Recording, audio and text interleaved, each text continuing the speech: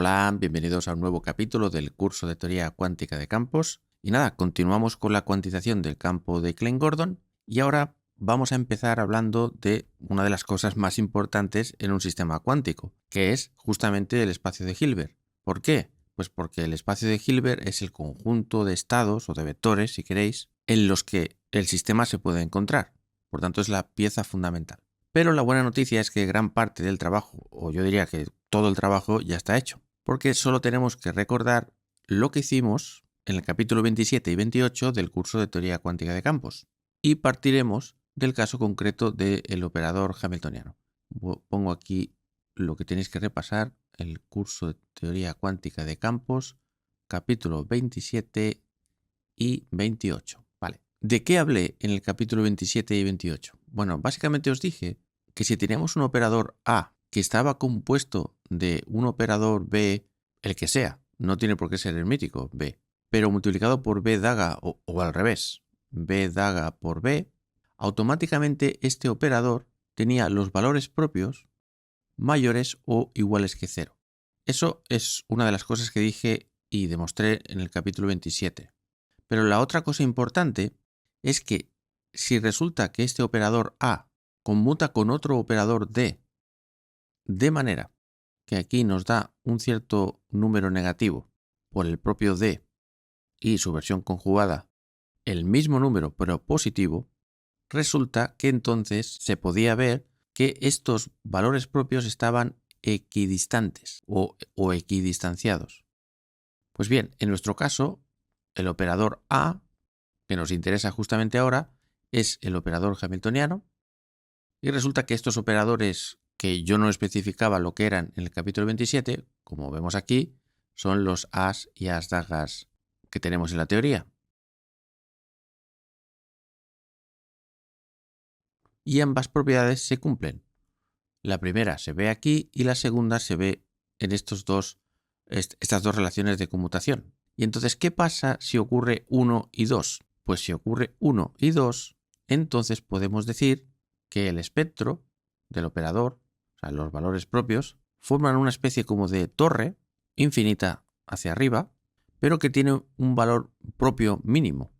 Por ejemplo, podemos llamar a este, el valor propio lambda 0, lambda 1, lambda 2, lambda 3, y este valor propio pues estará asociado a un vector propio que podemos de momento etiquetarlo como lambda 0, aquí tendremos lambda 1, etc. Pero como estamos con el hamiltoniano, pues en vez de llamarle lambda, quizá podríamos llamarle pues E, ¿no? De energía, por ejemplo. Pues entonces aquí tendríamos el valor propio más pequeño, que será E0, por ejemplo, el siguiente valor propio, E1, E2, E3, etc. Y por tanto, una etiqueta provisional podría ser esto. Ya veréis que las etiquetas las vamos a cambiar, pero de momento bien podría ser esto.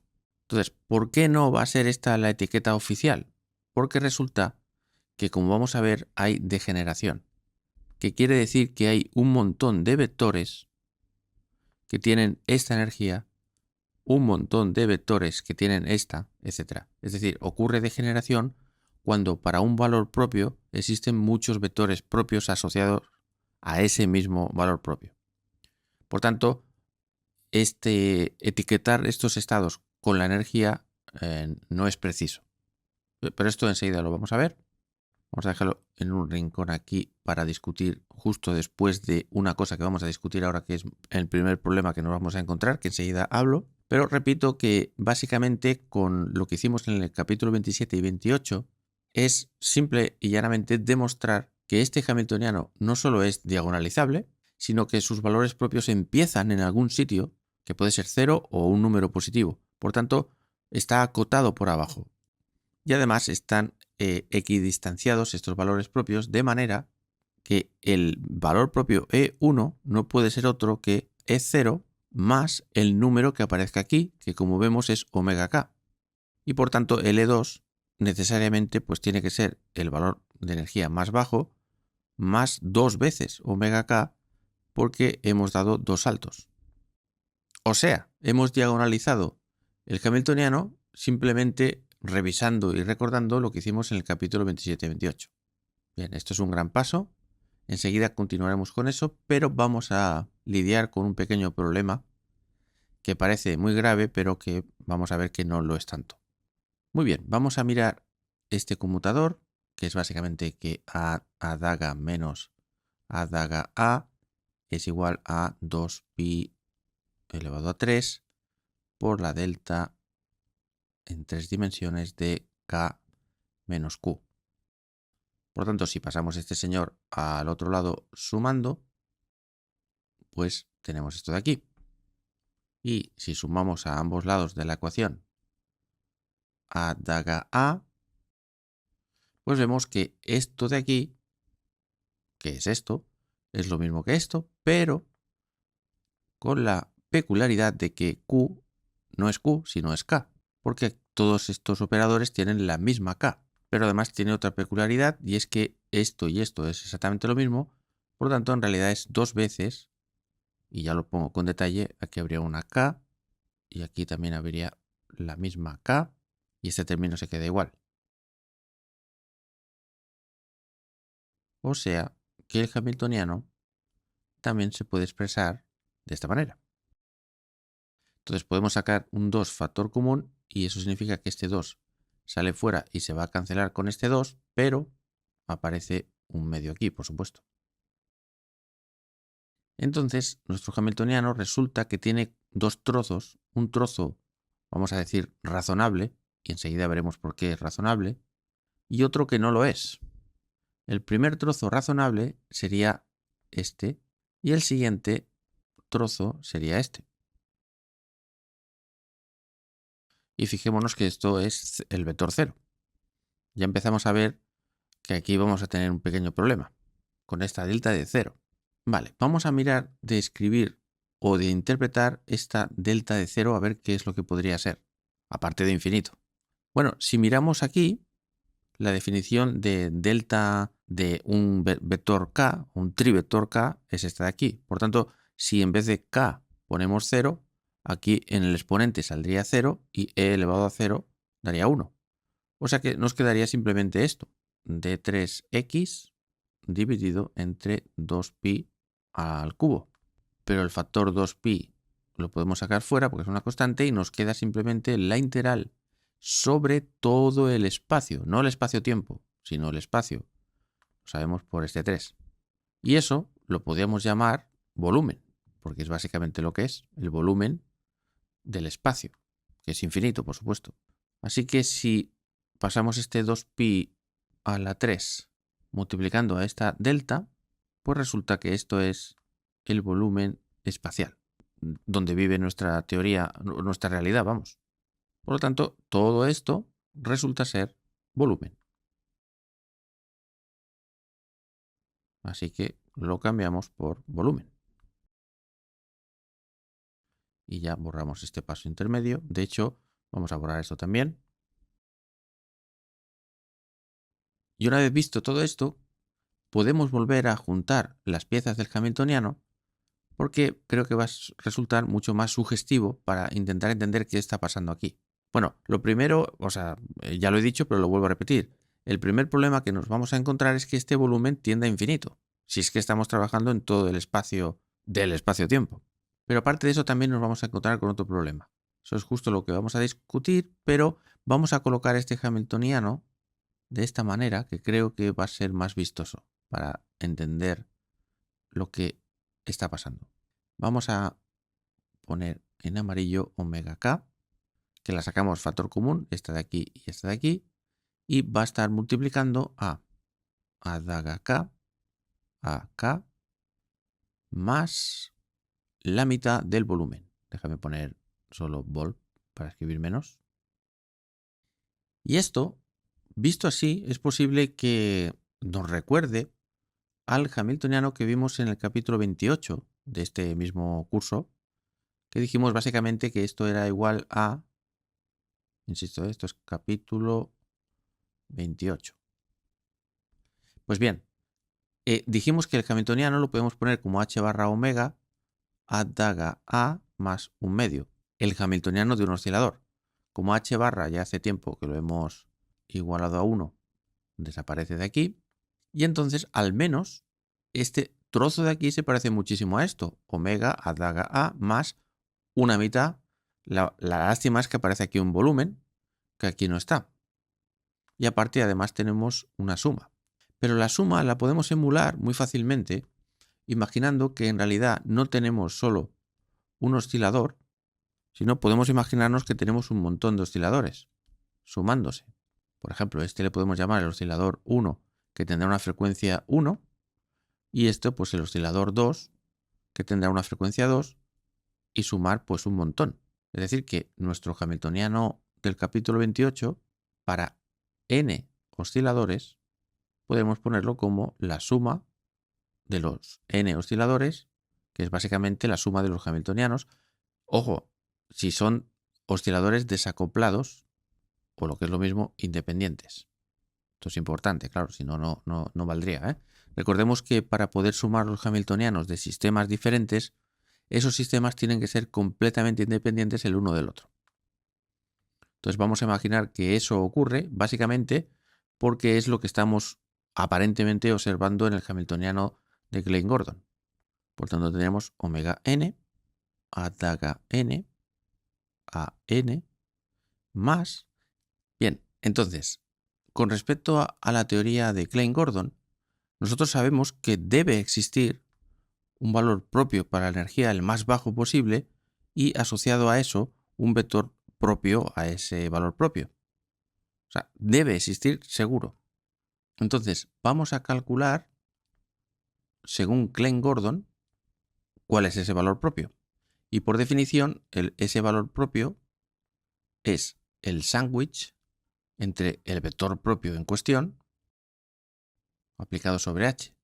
Que esto básicamente, ya sabéis, cuánticamente lo que quiere decir es el valor de la energía en ese estado.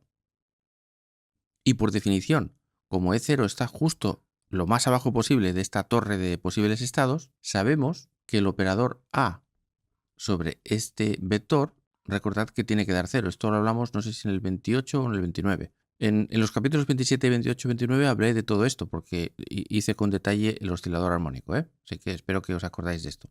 Por tanto, lo que va a querer decir, si nos fijamos solo en esto, cuando lo multipliquemos por E0, este operador de destrucción sobre el E0 nos va a dar directamente 0 y 0 por lo que sea 0. Por lo tanto, solo va a sobrevivir este término de aquí, precisamente el volumen espacial entre 2. Pero esto ya son números multiplicados por el operador identidad. Luego, este señor ya puede sandwichearse con este de aquí. Y si suponemos que este estado de vacío está normalizado, entonces da 1 y por tanto tenemos esto para la energía más baja posible del sistema de Klein-Gordon.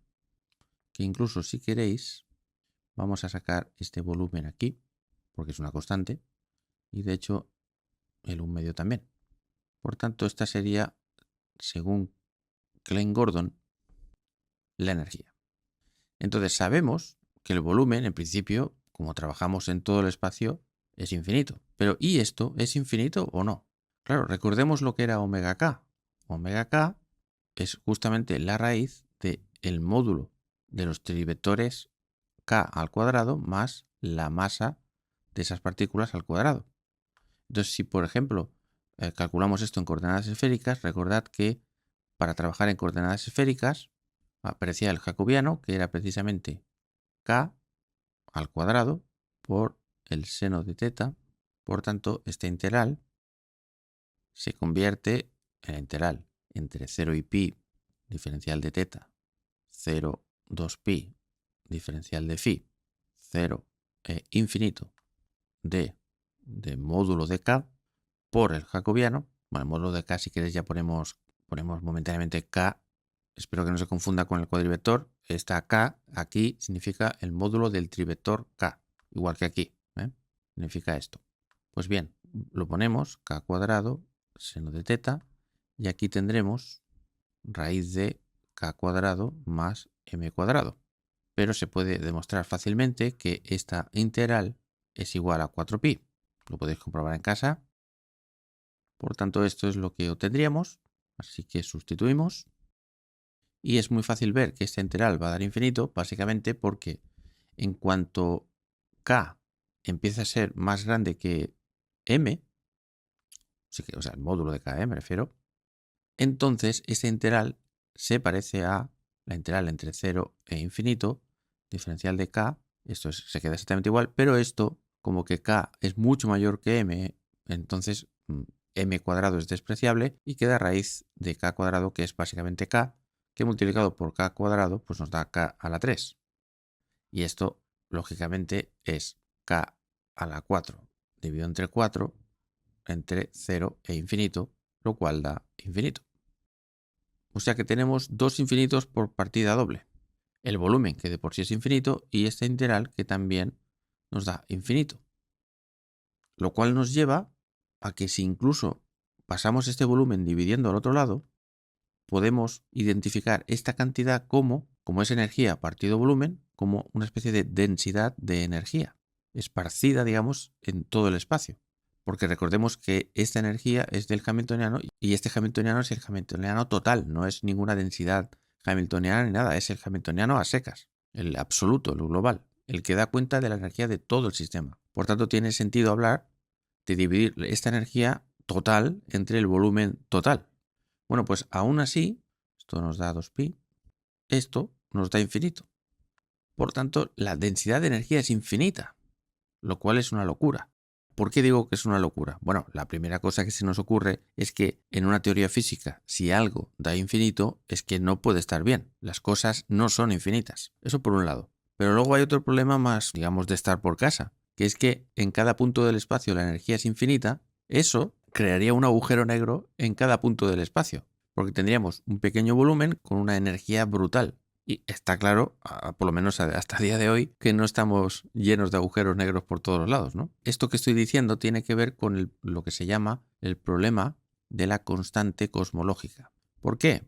Pues porque la constante cosmológica da cuenta de la densidad de energía de nuestro universo. Y las medidas que se ha hecho sobre esto en la actualidad nos dan un número extremadamente pequeño, muy pequeño. Desde luego, muy diferente de infinito. Y esto es un problema que aún no está resuelto. De hecho, este problema, en la mayoría de libros, lo salvan como pueden porque realmente nadie tiene ni idea de cómo solucionar esto. Bueno, de forma práctica sí, pero de forma conceptual no. Seguramente busquéis en los libros que busquéis, os va a quedar una sensación de angustia porque nadie resuelve con satisfacción, por lo menos a mi modo de ver, este problema. Por tanto, dicho esto, el resumen sería: volviendo atrás, la energía más baja posible, que llamaremos enseguida energía del vacío, de Klein-Gordon, pues va a ser una mitad del volumen espacial por la integral para todos los trimomentos de omega k, que representa la energía de una partícula que tenga el momento k. Por tanto, esto lo interpretamos como que hay infinitos osciladores, cada uno de ellos oscilando con frecuencia omega k, o si queréis, cada uno de ellos tiene energía omega k. Y como k es ilimitado, pues la suma de todas las energías también es ilimitado. Muy bien. Pero, ¿cómo interpretamos que aparezca aquí el volumen? Bueno, pues la manera más lógica de interpretar esto es que por cada punto del espacio hay infinitos osciladores. Es decir, que si miramos, por ejemplo, imaginemos un mundo 1 más 1 por un momento, ¿no? Y esto sería el espacio. Y nos fijamos en un punto en concreto, pues lo que vemos es que en realidad aquí no hay un oscilador, sino que hay infinitos osciladores. Uno de ellos, por ejemplo, oscilando con la frecuencia omega k1, por ejemplo. Otro oscilando con la frecuencia omega k2. Es decir, infinitos osciladores en este punto, pero es que en este otro punto, pues también hay lo mismo. Infinitos osciladores, cada uno de ellos oscilando con omega k1, omega k2, omega k, lo que sea. Y el hecho de que hayan infinitos osciladores por cada punto es lo que hace que la energía sea proporcional al volumen, porque en cada punto de volumen hay osciladores. Muy bien, entonces, ¿cómo vamos a lidiar con este problema? Bueno, pues lo que diremos es que el hamiltoniano será este trozo más E0. Y entonces viene, digamos, lo que es, digamos, tapar los problemas o meter los problemas debajo de la alfombra. Diremos que como esto es una constante, muy grande, infinita, pero es una constante que cambia la referencia de dónde se miden las energías, pues simplemente nos lo cargamos. Ojo, esto es lo que hace el criterio que adoptan la infinitud de físicos que tratan sobre estas cosas, y la razón práctica es que resulta que esta energía no es observable. O dicho de otro modo, tanto si esta energía vale 8, 4 o 20 millones, esta energía no aparece en ningún sitio. Da igual lo que valga. Es por eso que lo podemos eliminar alegremente. Y el único sitio donde no lo podemos eliminar es en aquellos experimentos en los que estamos midiendo cosas del vacío. Ahí entonces hay que ir con mucho más cuidado. Un efecto donde se miran estas cosas es el efecto Casimir, que ya hablaremos en algún momento si es que hay tiempo. Por lo tanto, de forma práctica, eliminar esto no hace que las predicciones de nuestra teoría no concuerden con la experiencia, sí que concuerda. Entonces como no es el hamiltoniano de verdad, hay que ponerle algún simbolito. Hay gente que le pone una n de normal o incluso hay algunos que ponen 2 puntos aquí y 2 puntos aquí. Estos 2 puntos aquí y aquí significa o se le llama ordenación normal. Aquí parece que es simplemente eliminar esa constante, pero en realidad lo que va a ser es que cuando tengamos operadores as, dagas, a, etc., pues ordenación normal lo que significa es poner todos los operadores de creación a la izquierda. Eso es lo que definiremos más adelante como ordenación normal. No hago esa definición ahora, ya la haremos más adelante, ¿vale? Pero simplemente lo digo para que os suene. Pero lo que vamos a hacer ahora es olvidarnos de esto y decir que nuestro hamiltoniano va a ser este. Simplemente para escribir menos. ¿Vale? No os preocupéis que ya hablaré de la ordenación normal en otro momento, pero ahora no hace falta para lo que voy a hablar. Así que actualizamos nuestra definición del hamiltoniano. Hay gente que también le llama hamiltoniano renormalizado, ¿no? Utilizando la palabra renormalizado por haber sustraído un infinito. Estoy convencido de que si hay matemáticos aquí viendo esto, estarán llevándose las manos a la cabeza y con razón. Pero insisto que adoptar la actitud de que esto es el hamiltoniano real de la teoría nos lleva a predicciones muy precisas en observaciones experimentales en los laboratorios. Por tanto, efectivamente hay un problema, pero ese problema no nos obliga a desistir, sino que podemos continuar mientras solucionamos ese problema, pues hacer predicciones de la naturaleza. Por tanto, habiendo hecho esto, lo que antes llamábamos el estado de energía más bajo, como hemos eliminado esa constante, pues claro, efectivamente si ahora hacemos el sándwich de H con esto nos va a dar 0, porque A actuando sobre este señor da 0. Por tanto, es más conveniente que en vez de llamarle E0, pues directamente le llamemos 0. Por tanto, el estado más bajo va a ser el de energía 0. Y esto es lo que llamaremos el vacío de Klein-Gordon. Porque como veremos más adelante, el vacío de otra teoría, sobre todo cuando los campos interactúan con ellos mismos, el vacío es diferente. Pero de eso ya hablaremos. Muy bien, pues dicho esto, si aún tenéis ganas de seguir viendo el capítulo después de la decepción de cómo los físicos solucionamos estas cosas, pues nada, vamos a hablar del espacio de Hilbert. Vamos a construirlo. El espacio de Hilbert de la teoría de Klein-Gordon. Muy bien, entonces vamos a inspirarnos en qué le ocurre a los osciladores de toda la vida. Por cierto, esto ahora será en principio sí, ¿eh? Vale, miremos un momentito a la mecánica cuántica de n osciladores desacoplados.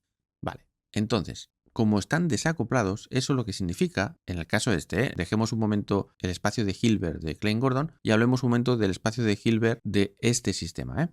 Pues bien, el espacio de Hilbert de un oscilador, le podemos llamar si queréis el espacio de Hilbert, pues eso, de un oscilador. Pero como tenemos n osciladores, pues tendríamos n espacios de Hilbert. ¿Y qué pasa cuando juntamos diferentes espacios de Hilbert? y queremos describir el espacio de Hilbert total, por así decirlo. Pues resulta que el espacio de Hilbert total, el que describe el sistema completo, es el producto directo de esos espacios de Hilbert. ¿Y qué quiere decir esto en la práctica? Bueno, pues quiere decir que si nos fijamos en el espacio de Hilbert del oscilador 1, digamos, pues tal como vimos, este oscilador en concreto tiene una torre de estados posibles. Y el estado más bajo le podemos llamar el 0, pero cuidado, el 0 de este oscilador, por tanto, del oscilador 1. Y luego el siguiente estado será, pues, lo podemos llamar 1, pero ojo, del oscilador 1, etcétera, 2, etcétera. Y lo mismo va a pasar con esto. Aquí habrá otra torre de estados en el que este estado lo podemos etiquetar como el estado más bajo de energía del oscilador 2. Y podemos hacer exactamente lo mismo con todos estos. O sea, que la base de estados de este espacio de Hilbert será N1. Este 1 hace referencia a este 1. La base de vectores de este espacio de Hilbert será N2, de este N3 y de este N mayúscula. Y por tanto, la base de Hilbert de este señor, del espacio de Hilbert completo, pues es precisamente el producto directo de las bases. Todo esto es mecánica cuántica estándar, ¿eh? De hecho, estoy pensando que si de esto no suena de nada, lo del producto directo, tengo un vídeo muy viejo, es del 2016. Bueno, la calidad del audio y del vídeo no es como la de ahora, pero bueno, es interesante porque podéis ver qué significa esto de un producto directo de espacios de Hilbert. ¿Vale? Es el capítulo 45 del curso de mecánica cuántica de Feynman. Y no recuerdo si en el 44 dije algo ya o en el 46 sigo, pero por ahí, o sea, en esta lista de reproducción podéis mirar, ¿vale? Lo digo por si no os acordáis de cómo van estas cosas. Pues bien, la base del espacio de Hilbert global será el producto directo de las bases, así, tal cual. Entonces, si queréis, voy a ocultar un momento las chuletas para que tenga un poquito más de espacio, porque si no esto va a ser una locura. Vale, estoy hablando de n osciladores, ¿vale? De n osciladores cuánticos desacoplados. Este es el hamiltoniano y estoy diciendo que el espacio de Hilbert de este sistema tiene como base esto de aquí. ¿Vale? Y para aquellos que estén despistados, aún no estoy hablando del espacio de Hilbert de Klein Gordon. Pero describir esto luego por analogía va a ser lo mismo, o prácticamente, o casi lo mismo, en el espacio de Hilbert. Y también aquí tenemos que eliminar no digo los infinitos, porque n es finito, pero si n lo tendiéramos a infinito, pues entonces esta suma con este 1/2 volvería a dar el mismo problema que teníamos en Klein Gordon. Luego eliminamos este 1/2 por la misma razón que hemos eliminado el E0 de antes y proclamamos que nuestra referencia de energía va a ser 0. O sea que el estado de energía más bajo ha de ser 0. Entonces la pregunta es, ¿cuál es ese estado de energía más bajo? Bueno, pues necesariamente tiene que ser aquel que esté formado por los estados de energía más bajo de cada uno de los osciladores. Porque podéis comprobar fácilmente que el hamiltoniano, actuando sobre este estado global del sistema, esto es importante, o sea, cada uno de estos trocitos es de un oscilador, pero el producto directo de todos estos ya es un estado del espacio de Hilbert total o completo. Bueno, pues bien, esto da 0. Por tanto, si queréis podemos poner este señor aquí, aunque 0 por esto da 0, pero es para que quede claro que la energía asociada a este estado, o sea, a este, es 0. Bien, ¿cuál sería entonces el estado de energía siguiente, del siguiente nivel? Bueno, para poder decir eso necesitamos saber qué es omega n. Entonces, supongamos que se cumple la misma condición que se va a cumplir en Klein Gordon, que es que omega n es creciente con n, que quiere decir básicamente que, por ejemplo, omega 8 es mayor que omega 7. ¿Por qué? Porque el 8 es mayor que el 7, ¿vale? Esto es lo que significa creciente. Este es el caso de Klein Gordon. Bueno, pues la primera situación sería escoger el oscilador de más baja energía y que suba de nivel, y que en vez de ser 0, pues sea 1. Y los demás que sean 0, que no haya nadie, vamos. Que por cierto, estoy pensando que este este índice aquí ya no hace falta. Eso es un fallo mío, perdón, porque lo que significa es que n1 vale 0, que n2 vale 0 y que nn vale 0, ¿vale? El subíndice solo se pone aquí en la n. Entonces, ¿esto qué significa?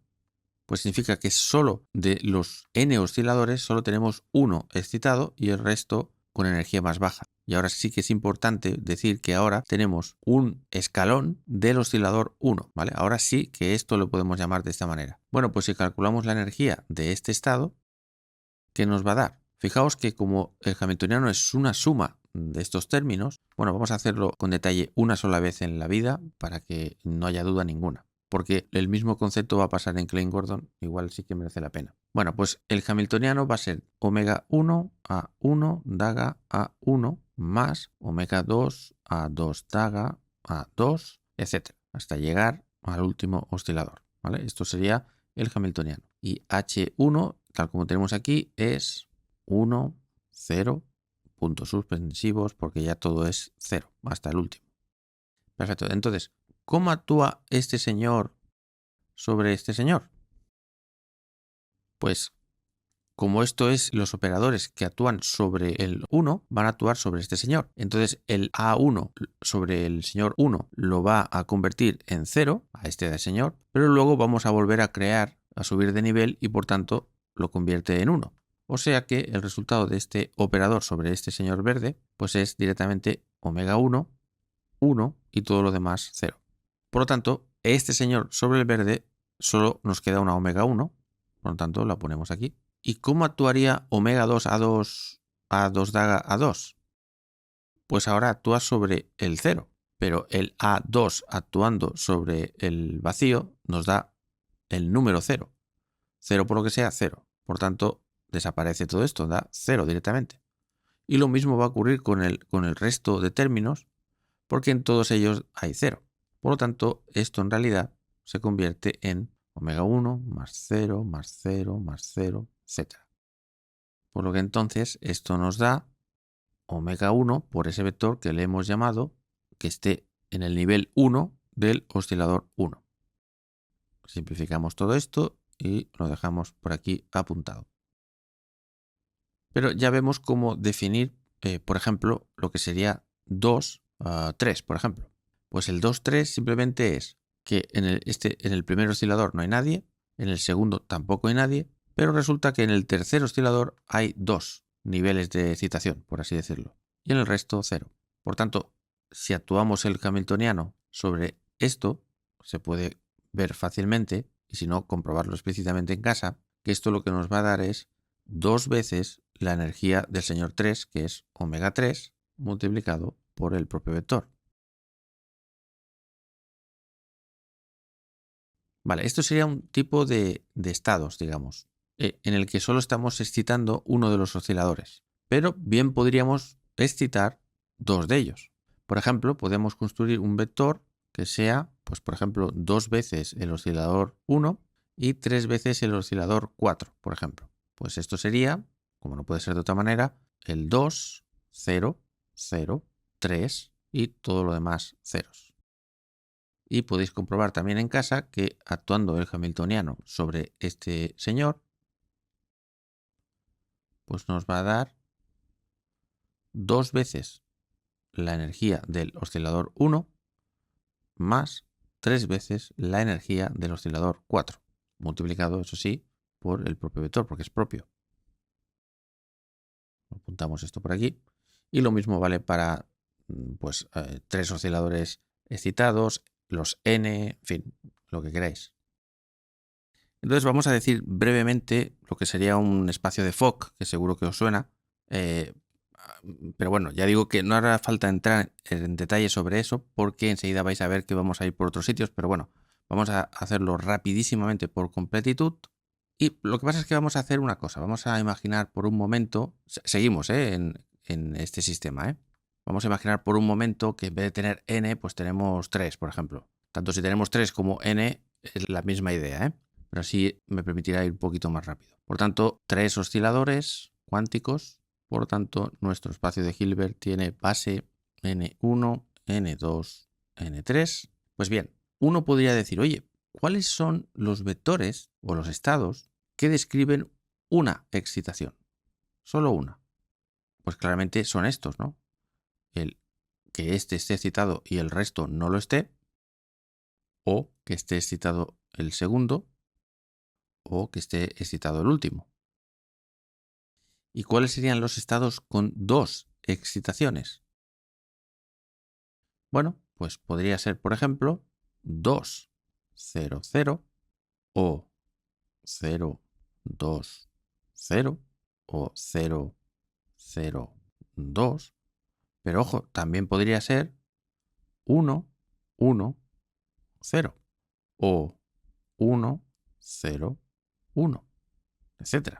Es decir, que la suma de n1 más n2 más n3, que son estos numeritos que hay por aquí, sea 2. Y todos esos forman una base, por supuesto. O sea, hay una base de vectores que nos produce dos excitaciones. Y lo mismo podría pasar con 3, con 4, con 5, etc. Bueno, pues partir el espacio de Hilbert en estos subespacios de Hilbert, eso es el espacio de Fock. Entonces, a este espacio de Hilbert le podemos llamar el espacio de Hilbert de una excitación.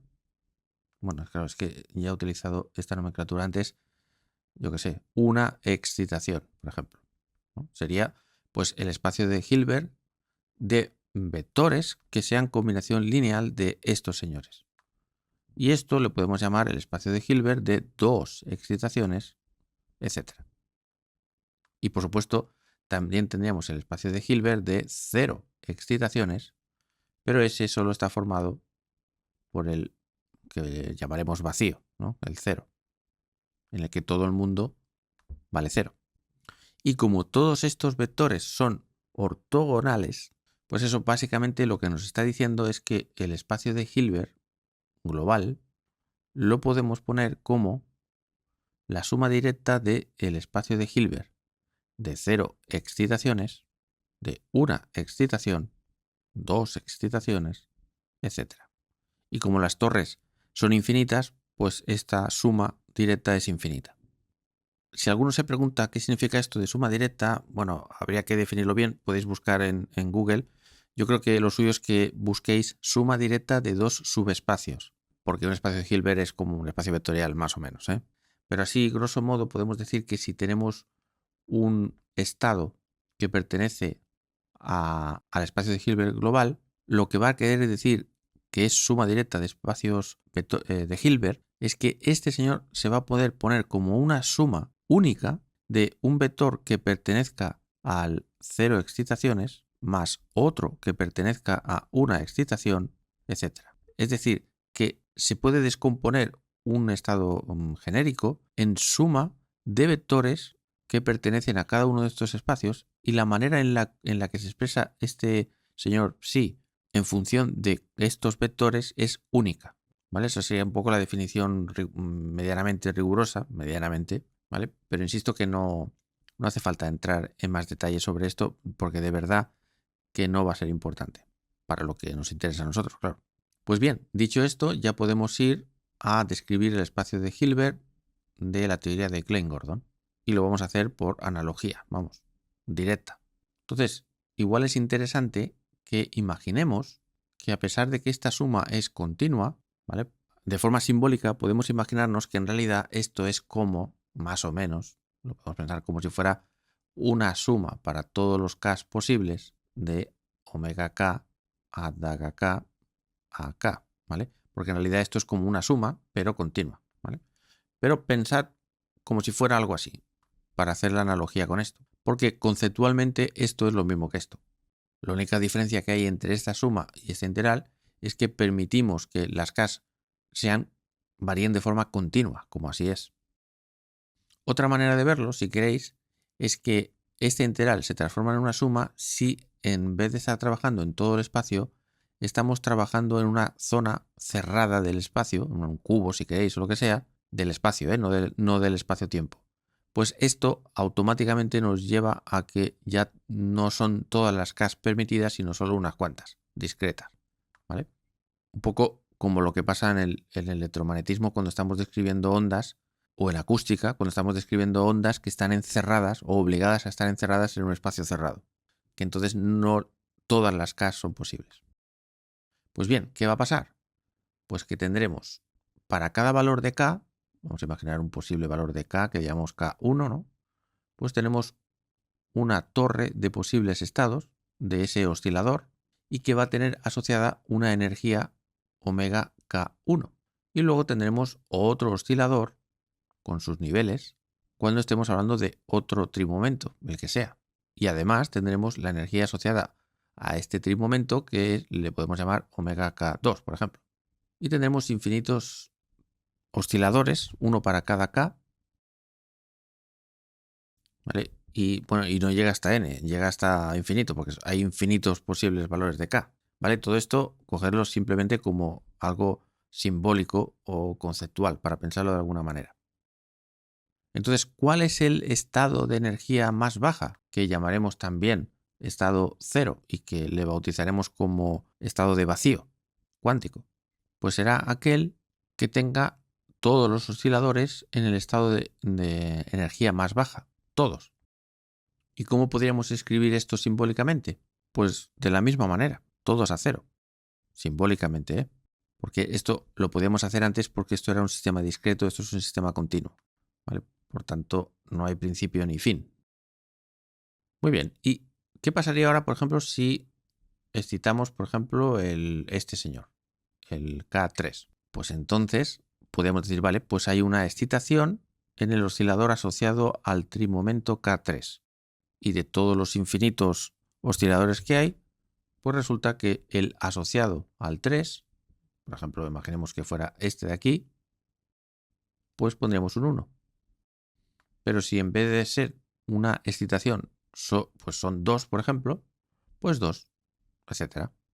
Y de hecho puede haber infinitas excitaciones, porque, insisto, ya sabéis que esto tira hacia el infinito y más allá. Una torre que no acaba por arriba nunca. Por abajo sí, pero por arriba no. Pues bien, a pesar de que esto es una notación conveniente cuando estamos hablando de n osciladores y tal, en teoría cuántica de campos se adopta la notación siguiente. Y es, suponiendo que tengamos solo una excitación, pues entonces en vez de ya decir que tenemos una excitación para K3, lo que hacemos es directamente poner K3. Simplemente es notación, ¿eh? Y si resultara que tenemos dos excitaciones del K3, pues entonces lo que haríamos es simplemente poner K3 y K3 directamente. Ya os digo que esto casi nunca va a pasar porque lo que va a interesar es qué ocurre cuando aparecen de algún sitio dos partículas que cada una tiene su momento, K1 y la otra K2, ¿no? Pero en el supuesto de que tengamos dos partículas que tengan el mismo trimomento, pues lo pondríamos así. Y si hubieran tres, pues 3, etc.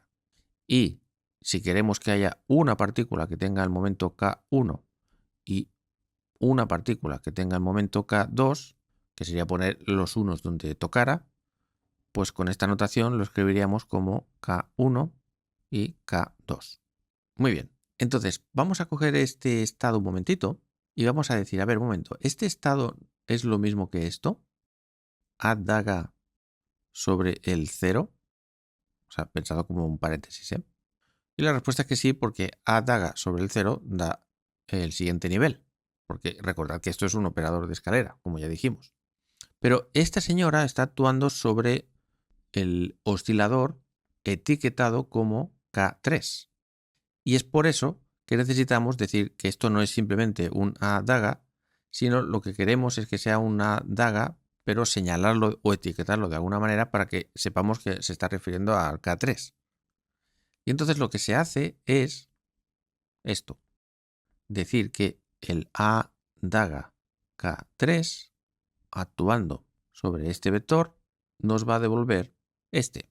Y si queréis, para ser incluso más preciso, la manera en la que se define esto es justamente lo que voy a poner ahora mismo, que es todo lleno de identidades, de operadores identidad, que no hacen nada, salvo justo en el espacio de Hilbert asociado al momento K3. ¿vale? Pues esto es lo que realmente se quiere decir al escribir esto, que hay un A daga justo en este slot. Entonces, al final, ¿qué pasa? Pues que decimos, bueno, vale, sí, todo esto es muy bonito, pero como no hay que entrar en detalle y tal, pues déjame escribirlo todo más de forma más compacta y diremos que si quieres crear una excitación, en el oscilador asociado a K, pues esto se define pues justo con esto de aquí arriba, ¿no? Entendiendo que este operador de creación pues va a actuar sobre el oscilador que le toque y toda esta gente, como está lleno de ceros, pues lo resumimos diciendo cero, como hemos dicho aquí, ¿no? ¿Vale? O sea, nadie escribe estos productos directos, ni estas torres, ni nada. Pero, ojo, todo físico que esté haciendo teoría cuántica de campos sabe esto. Y cuando hace todo este tipo de razonamientos, está pensando en todo esto, ¿vale? Y en la mayoría de libros, o en muchos libros, esto no está porque se supone que ya se sabe. Pero ya sabéis que yo, como soy un poco pesado y no doy nada por dicho, ni pensado, ni sabido, pues por eso lo estoy haciendo. Lo hago solo una vez y ya está. Entonces, si queremos crear una excitación con el trimomento K y otra excitación con otro trimomento Q, pues como no puede ser de otra manera, esto habrá que construirlo creando un A daga en el slot de K y un A daga en el slot de Q sobre el estado de energía más baja, o sea, sobre el vacío, vamos. Y fijaos que, porque ahora lo tengo borrado, bueno, de hecho, déjame recuperar lo que ya sabíamos. Esto de aquí, esta frase, que los otros son cero. Es decir, que el conmutador de A daga K con A daga Q es cero. Y esto se refleja en el hecho de que tanto podemos escribir esto así como lo mismo, pero intercambiando el orden, porque conmutan. Pero este último paso nos sugiere que si he llamado KQ a primero K y luego Q, pues aquí tengo QK, pues sugiere que esto deberíamos llamarlo QK. Conclusión, que da igual en qué orden pongamos los trimomentos, que estamos refiriéndonos al mismo estado. Y eso tiene una implicación profunda, que significa que tenemos una simetría de intercambio, ¿no?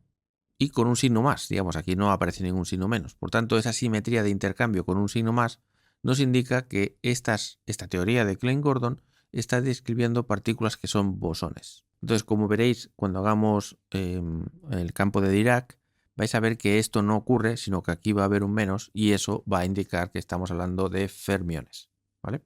Por tanto, ¿dónde se ve en la teoría que estamos describiendo bosones para el campo de Klein-Gordon? Pues en esto que acabo de hacer. Es decir, en esta regla de conmutación es donde se ve que son bosones. Por lo tanto, recopilando lo que podríamos apuntar como chuleta, esto era solo conceptual, lo que decimos básicamente es que vamos a definir una excitación en el oscilador definido por el trimomento K como la acción del operador creación con este valor, este trivector K, actuando sobre el vacío. Y por supuesto recuperamos lo que hemos dicho antes, que A para cualquier K actuando sobre el vacío nos da 0. Y esto extendido a varias partículas, pues es lo que acabamos de hacer. Simplemente se añaden más A's dagas y ya está. Y ahora vamos a ver el tema de la normalización, a ver cómo está. Vamos a apuntar esto por aquí. Vale, vamos a preguntarnos ahora cuánto vale el sándwich de este estado con este otro estado. Como sabemos que este estado se define como A daga Q sobre el vacío y también que el estado K de forma similar es esto, si calculamos el hermítico conjugado de este ket, que es lo mismo que calcular el hermítico conjugado de lo que es K, este ket, pues recordad que se cambia de orden y se calcula el hermítico conjugado. Por tanto, tendremos 0 conjugado y luego el conjugado de este señor, que el conjugado del conjugado es el propio A, digamos. sin el DAGA. Y recordad que esto lo definimos como el BRA 0. Por tanto, adoptando esa misma nomenclatura aquí, que es la de siempre, el BRA K resulta ser esto. Por tanto, aprovechándonos de estas circunstancias, sustituimos esto de aquí, sustituimos esto de aquí y llegamos a esto. Pero por las reglas de conmutación, A DAGA, mirando aquí, es lo mismo que A DAGA Q A K, más el resultado del conmutador, que es 2pi a la 3, la delta de Dirac, K menos Q. Y como esto está sandwicheado con estos gets, pues vemos que este señor actuando sobre el 0 da 0 directamente, por lo tanto 0 por lo que sea 0, y este término desaparece. Y de nuevo vemos que esto es simplemente un número que puede salir perfectamente fuera. Consideramos que esto está normalizado, por tanto da 1. O sea que al final esto nos da 2pi a la 3 delta de Dirac K menos Q. Y podéis comprobar, haciendo este mismo truco, que por ejemplo si tuvierais, pues no sé, por ejemplo K1, K2 y aquí por ejemplo Q1, Q2, por ejemplo. Bueno, pues podéis comprobar que esto es una combinación de deltas y que voy a dejar como ejercicio, ¿va? ¿Vale? Para hacer este ejercicio lo que tenéis que hacer es básicamente decir, bueno, ¿esto qué es? ¿No? Pues esto de aquí será, bueno, empiezo por este. Este de aquí, ¿qué será? Pues A DAGA Q1, A DAGA Q2. Esto será lo mismo, pero sin dagas y con y todo esto actuando sobre el vacío. ¿Vale? Falta esto de aquí, ¿eh? Y entonces aquí tenéis pues un montón de as y as dagas que con esta regla de conmutación podéis ir reordenando para ver qué va dando. Y veréis que es una combinación de deltas, ¿vale? Así que lo dejo como ejercicio y apunto esto por aquí. Que esta chuleta se me está quedando ya pequeña. Bueno, voy a apuntarlo lo más pequeño que pueda. Igual es demasiado pequeño, pero bueno. Cuando pasemos las fórmulas al formulario de Krull, ahí ya se podrá ver con todo su esplendor. Bien, pues vamos a dejar el vídeo aquí, pero con la buena noticia de que como ya hemos explorado el espacio de Hilbert, ya podemos hacer un montón de cosas. En el capítulo siguiente va a ser divertido porque vamos a ver cómo interpretar este campo, ¿no? Y ya veréis que en según qué contextos este campo lo podemos interpretar como el operador que crea partículas en ciertas posiciones del espacio-tiempo. Así que esto va a ser muy bonito y veremos cómo relacionar precisamente una combinación de estos campos para ver que eso va a ser la función de Green que se va a convertir en el propagador.